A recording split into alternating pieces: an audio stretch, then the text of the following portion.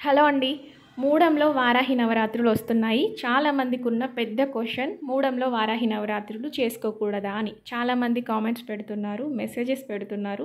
కొంతమంది చేసుకోమంటున్నారు, కొంతమంది వద్దు అంటున్నారు. అసలు ఏం చేయాలి అని ఒక చిన్న లాజిక్ ఆలోచించండి. మనం ఏ పని మొదలుపెట్టినా కూడా మంచి ముహూర్తం చూసుకుంటాం, మంచి రోజు చూసుకుంటాం, మంచి ఫలితం మనకు కలగాలని కోరుకుంటాం. అలాంటప్పుడు ఇంత గొప్ప నవరాత్రులు చేసుకోవాలి అనుకున్నప్పుడు మంచి రోజు చూసుకోవాలి కదా. ఇప్పుడు జరిగేవి మూడాలు. సో మూడంలో ఎలాంటి శుభకార్యం చేయడానికి ఉండదు. అందుకోసమనే మూడంలో నవరాత్రులు చేయకూడదు అంటారు.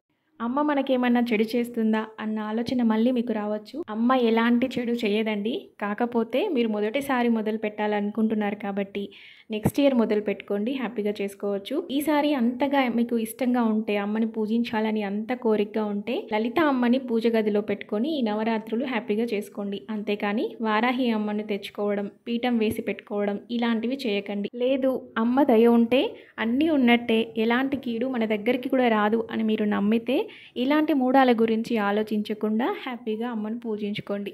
మనసులో మూడం గురించి ఆలోచన పెట్టుకొని చేసుకోవాలా వద్దా అన్న భయంతో అమ్మను పూజించి మళ్ళీ ఫ్యూచర్లో ఏదైనా చెడు జరిగినప్పుడు అమ్మే ఇలా చేసింది అని మాత్రం అనుకోకండి.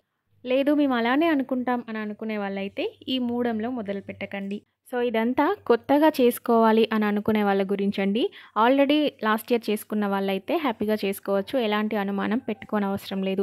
కొత్తగా ప్రారంభించాలి, ఈ సంవత్సరమే మేము అమ్మని పీఠం పెట్టి చేసుకోవాలి అనుకుంటున్నాం అని అనుకునే వాళ్ళకి మాత్రం ఇది వర్తిస్తుంది.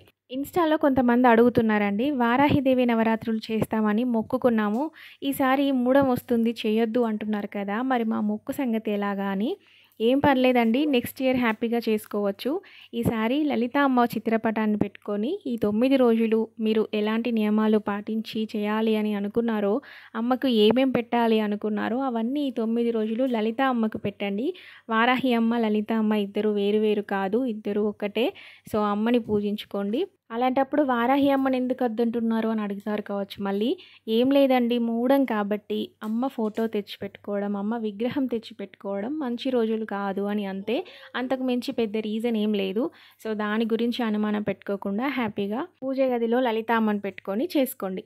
వారాహిదేవి నవరాత్రులు ఏ విధంగా చేసుకోవాలి, ఎలాంటి నియమాలు పాటించాలి అనేది ఆల్రెడీ మన ఛానల్లో ఫుల్ వీడియో పెట్టానండి. సో ఎవరికైనా ఇంట్రెస్ట్ ఉంటే ఒకసారి చూడండి. ఇంకా ఏమైనా డౌట్ ఉంటే కామెంట్ చేయండి.